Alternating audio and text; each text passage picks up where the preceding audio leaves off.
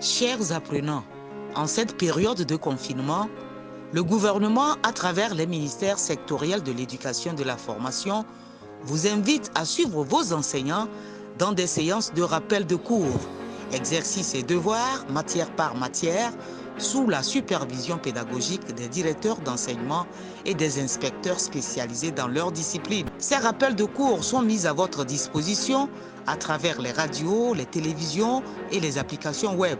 En cette période de Covid-19, suivez les cours, faites vos exercices et continuez d'apprendre vos leçons en attendant le retour à l'école.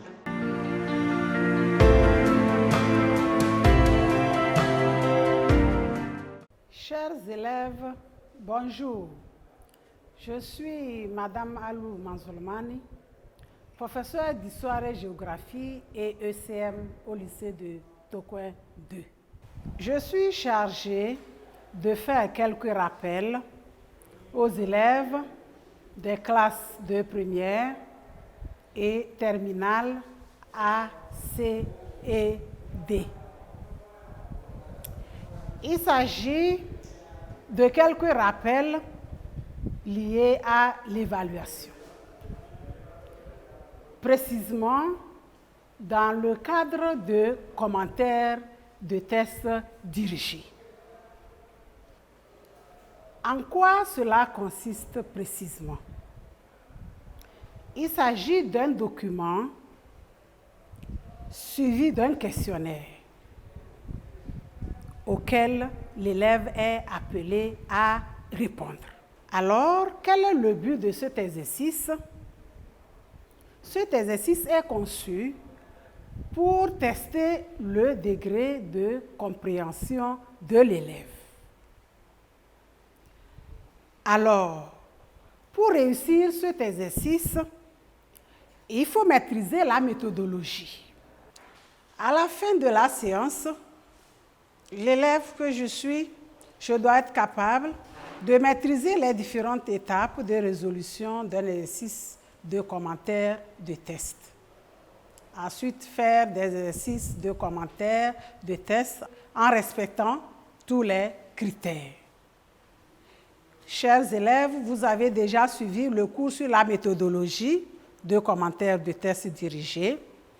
Ici, je suis chargée de vous présenter quelques exemples types. Alors, nous avons un test que je vais vous lire.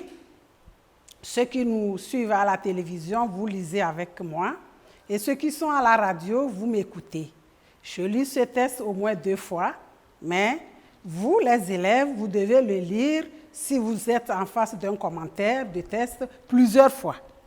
Ceci pour mieux le comprendre avant de répondre aux différentes questions qui accompagnent le document.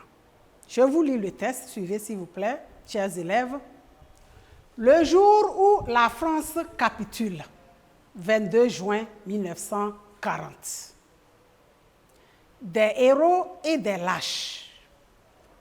Enfin, le commandement français est tombé dans le piège tendu par Hitler en envoyant ses troupes au secours de la Belgique le 10 mai. En effet, tandis qu'elles avançaient dans ce pays, les blindés allemands perçaient le front français du côté des Ardennes et fonçaient vers les côtes de la Manche. À 12h30, ce 21 juin, les Allemands les amènent jusqu'à Compiègne. Les 2 hommes se regardent, près de pleurer. Dans la forêt, au milieu d'une clairière, près de la gare de Ritonde, stationne le wagon où les Allemands, battus, avaient signé l'armistice le 11 novembre 1918. C'est pour effacer ce souvenir qu'Adolf Hitler a choisi de dicter là ses conditions de l'armistice aux Français. Ses acolytes présentent les conditions de l'armistice. Les Français les accepteront le lendemain. Elles sont rudes. l'Allemagne va saigner la France à blanc. L'une d'elles est carrément déshonorante. La France accepte de livrer les Allemands qui s'étaient réfugiés chez elle pour échapper aux nazis. Les Français protestent d'abord. Les Allemands passent outre. Les Français cèdent.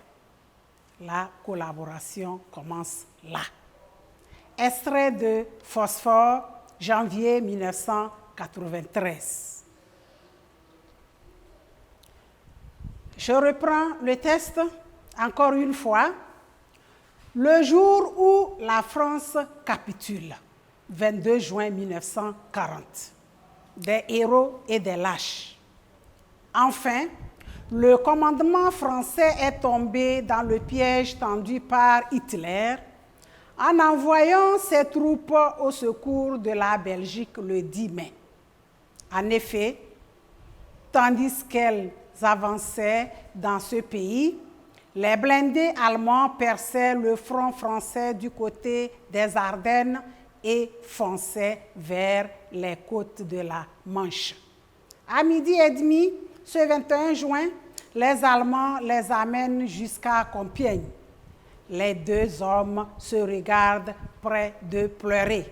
Dans la forêt, au milieu d'une clairière, près de la gare de Rotonde, stationne le wagon où les Allemands battus avaient signé l'armistice le 11 novembre 1918. C'est pour effacer ce souvenir qu'Adolf Hitler a choisi de dicter là ces conditions de l'armistice aux Français. Ses acolytes présentent les conditions de l'armistice. Les Français les accepteront le lendemain. Elles sont rudes. L'Allemagne va saigner la France à blanc.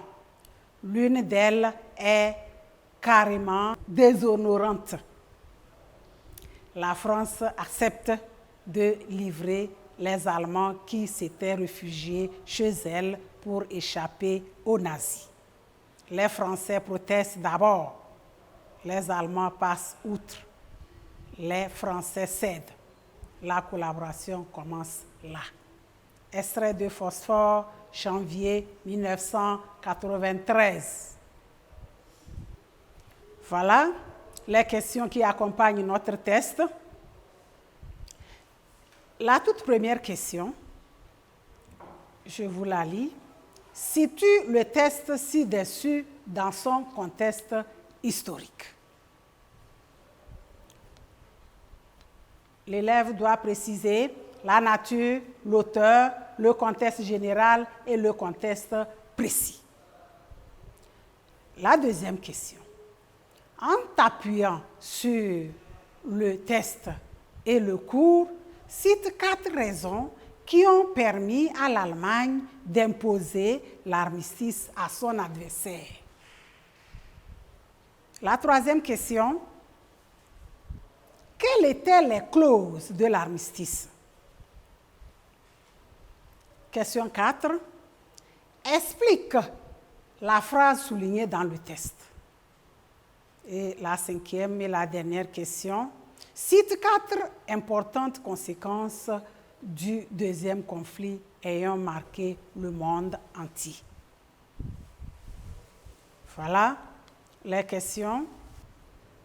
Pour nos amis qui nous écoutent à la radio, je relis la question 4 qui nous demande d'expliquer une phrase soulignée dans le test. Alors, je vous lis la phrase soulignée dans le test et vous la notez. C'est pour effacer ce souvenir qu'Adolf Hitler a choisi de dicter là ces conditions de l'armistice aux Français. Je relis la phrase. C'est pour effacer ce souvenir qu'Adolf Hitler a choisi de dicter là ces conditions de l'armistice aux Français.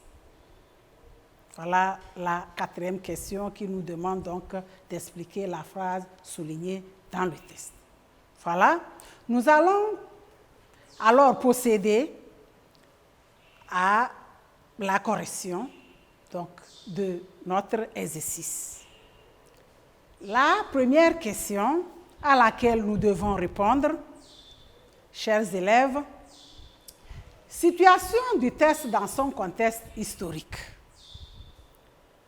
Plus haut, je vous rappelais qu'il s'agissait d'énumérer et expliquer 4 éléments.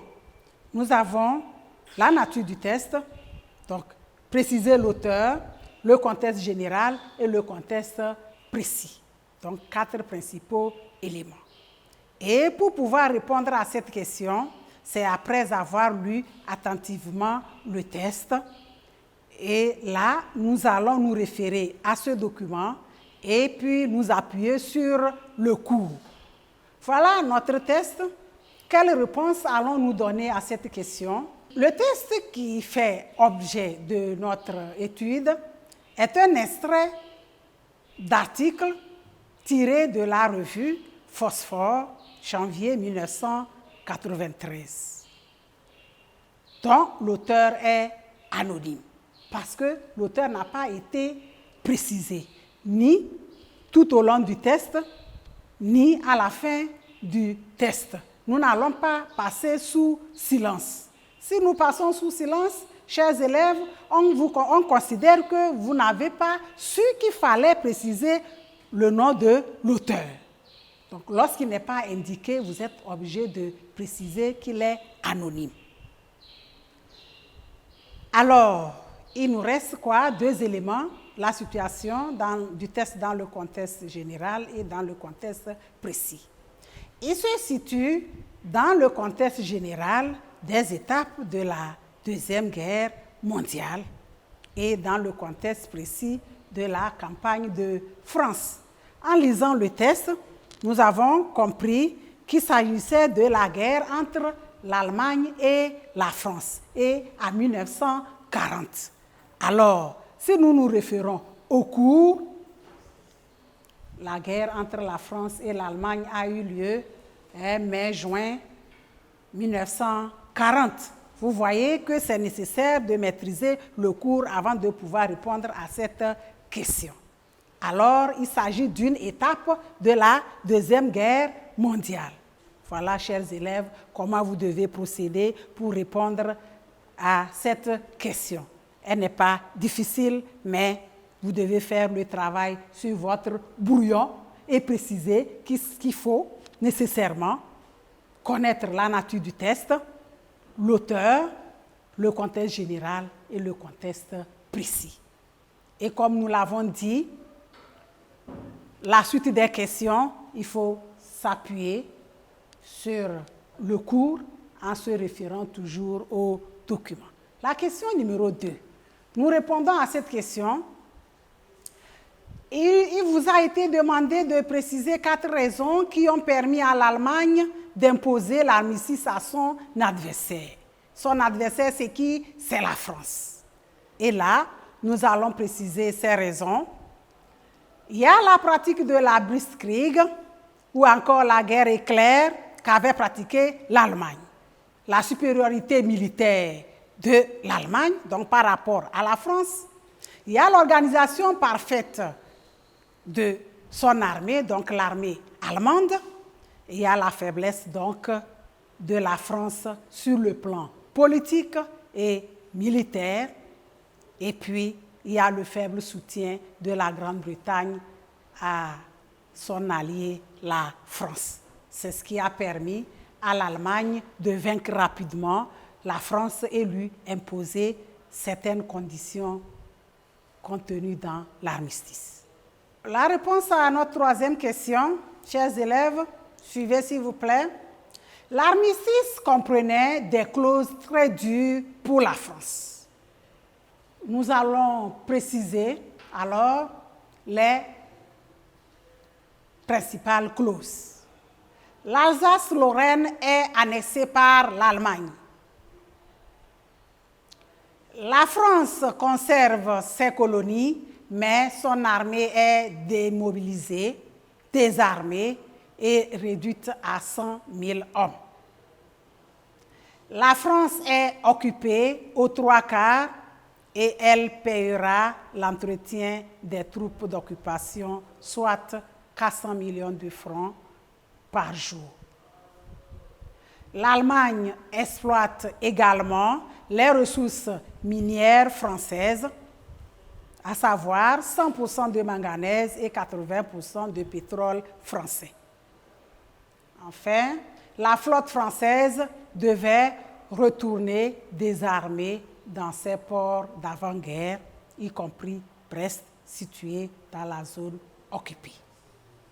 Voilà les quelques clauses de l'armistice difficile pour la France. À la 4e question, il nous a été demandé d'expliquer la phrase soulignée dans le test. Cette phrase, elle est donc soulignée pour ceux qui nous suivent à la télévision. Vous la lisez et je la reprends pour ceux qui nous suivent à la radio. C'est pour effacer ce souvenir qu'Adolf Hitler a choisi de dicter là ses conditions de l'armistice. Si nous cherchons la compréhension de cette phrase, nous nous référons donc à la fin de la Première Guerre mondiale, les conditions que la France et ses alliés avaient imposées à l'Allemagne. Donc il s'agit ici d'effacer le mauvais souvenir des conditions de l'armistice du 11 novembre 1918 que la France donc avait imposé à l'Allemagne. La 5e et dernière question pour ce commentaire cite 4 importantes conséquences du 2e conflit ayant marqué le monde entier.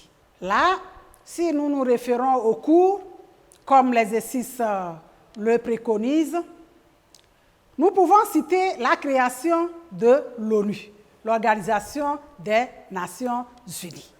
L'émergence de 2 superpuissances, nous avons l'URSS, Union des républiques socialistes soviétiques, forte militairement, et les USA, forts économiquement. Et entre autres, nous pouvons citer aussi la division du monde en 2 blocs. Là, nous allons dans la guerre froide. Il y a le bloc occidental et le bloc donc, oriental. L'Allemagne est divisée en 1949 en 2 États, la RFA et la RDA, et donc occupée pendant plusieurs années par les vainqueurs. Il y a l'affaiblissement des puissances coloniales, la naissance des mouvements nationalistes et puis la décolonisation. Donc, parmi ces réponses proposées, on vous demande de citer simplement 4. Voilà, chers élèves.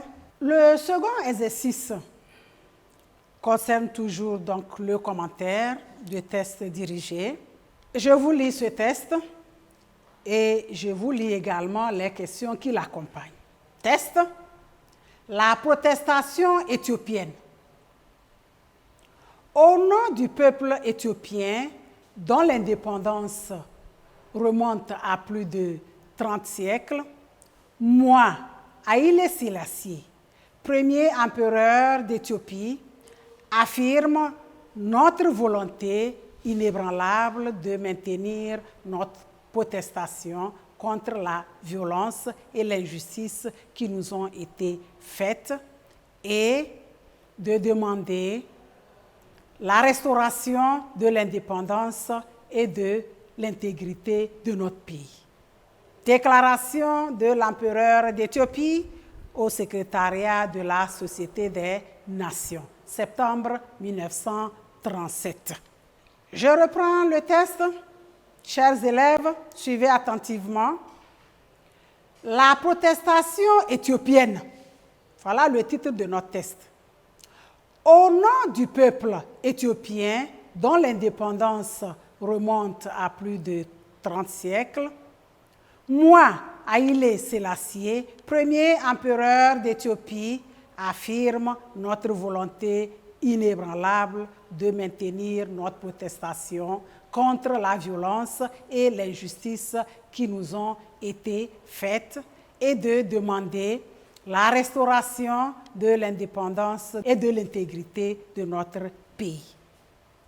Déclaration de l'empereur d'Éthiopie au secrétariat de la Société des Nations, septembre 1937.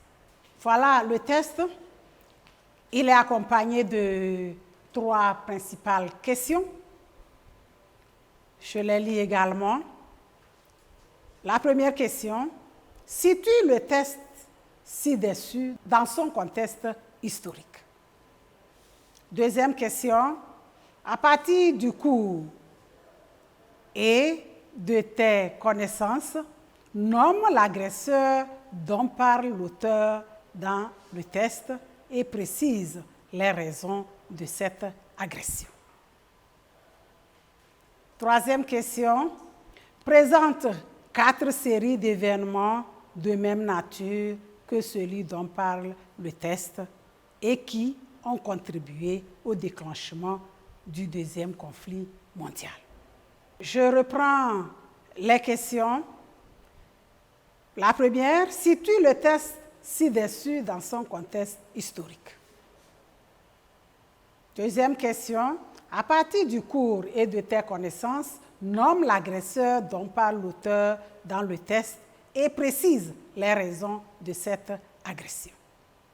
Troisième question: présente 4 séries d'événements de même nature que celui dont parle le test et qui ont contribué au déclenchement du deuxième conflit mondial. Après avoir lu plusieurs fois le test et les questions, nous pouvons procéder alors à l'élaboration des réponses. La première question demande de situer le test dans son contexte historique. Nous avons lu le test, il a un titre, il a une fin qui indique alors quelques informations liées à l'auteur. Donc, le test soumis à notre étude, nous pouvons dire quoi, puisqu'il y a le titre et la fin, c'est un extrait de déclaration ou encore protestation de qui? De Haïlé Sélassié, premier empereur d'Éthiopie. Donc, c'est les informations au niveau du titre du test et à la fin du test qui nous ont permis de déterminer ces éléments. Haïlé Sélassié a été précisé dans le test. Et puis, son titre à la fin, il a été écrit alors « Déclaration de l'empereur d'Éthiopie ». C'est ce qui pourra alors facilement vous permettre d'énumérer ces 2 éléments nécessaires à cette réponse à la première question. Il reste 2 éléments, la situation dans le contexte général et dans le contexte précis. Il se situe dans le contexte général des crises d'avant-guerre ou encore les causes de la Deuxième Guerre mondiale. Lorsque nous l'avons lu, en parlant d'Éthiopie, nous avions dit au début que vous devez vous référer aux documents et vous appuyer sur le cours. Alors, tout au long du cours sur les causes de la Deuxième Guerre mondiale, le professeur vous a sûrement donné ou présenté la crise d'Éthiopie. Et l'Éthiopie a été annexée en mars 1936 par l'Italie. Alors vous voyez qu'en se référant au cours, vous allez facilement déterminer donc l'auteur et puis la nature de notre test.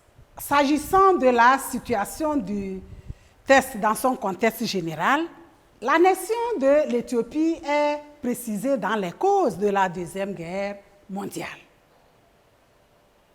Et puis, en parlant précisément de l'annexion, il s'agit donc du contexte précis, qui est donc l'annexion de l'Éthiopie par l'Italie. Voilà, chers élèves, donc en parlant de la situation du test dans son contexte historique, il faut nécessairement faire référence aux documents et puis s'appuyer sur le cours. Le reste des questions, c'est toujours en s'appuyant donc, sur notre cours en classe que nous pouvons répondre aux questions qui accompagnent donc la toute première question. L'agresseur dont parle l'auteur du test est qui? Mussolini. C'est Mussolini qui était donc à la tête de l'Italie au cours de cette période. Et son titre, c'est le Duce italien. Les raisons donc, de l'annexion de l'Éthiopie par l'Italie en mars 1936 sont: l'Italie était à la recherche des matières premières et des débouchés, et c'est à cause de la crise économique de 1929. Mussolini était aussi donc à la recherche de l'espace vital, et c'est à cause de l'explosion démographique. L'Italie voudrait aussi laver l'affront d'Adoua de 1896. Donc pendant les résistances africaines, la seule qui avait la victoire sur les Européens, c'était l'Éthiopie. Et donc, vous voyez que c'était une honte pour une puissance européenne. Il fallait revenir laver ce affront.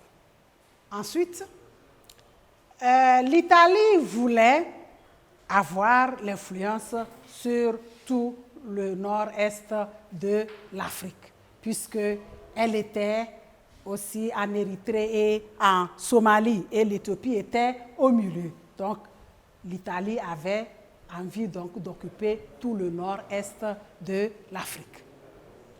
Voilà les quelques raisons qui ont poussé l'Italie à annexer l'Éthiopie. À la troisième question, il nous a été demandé donc de citer 4 séries d'événements de même nature que celui dont parle le test et qui ont contribué au déclenchement du deuxième conflit mondial. Alors, il s'agit donc des annexions, des dictatures. Là, nous pouvons citer l'annexion de la Mandchourie en septembre 1931 par le Japon.